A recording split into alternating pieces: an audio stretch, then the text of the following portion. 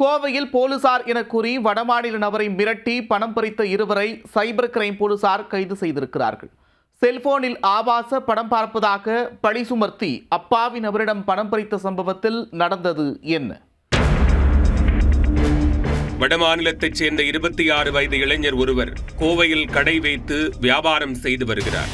கடந்த சில நாட்களுக்கு முன்பு அவருக்கு செல்போனில் அழைத்து பேசிய மர்ம நபர் ஒருவர், தான் எஸ்பி அலுவலகத்திலிருந்து போலீஸ் பேசுகிறேன், தங்களது செல்போனில் ஆபாச படம் பார்த்துள்ளீர்கள், மேலும் அதனை பலருக்கும் சட்டவிரோதமாக ஷேர் செய்திருக்கிறீர்கள் என்று கூறி மிரட்டியுள்ளார்.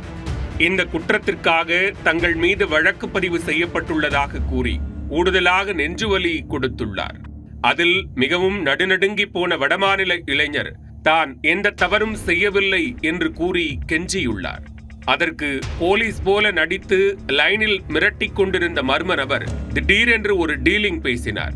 பணம் கொடுத்தால் உங்களை வழக்கிலிருந்து விடுவிக்கிறேன், ஓகேவா என வலை வீச, பாஷை தெரியாத ஊரில் போலீசில் சிக்கினால் அவ்வளவுதான் என வடமாநில நபரும் அதற்கு ஒப்புக்கொண்டார்.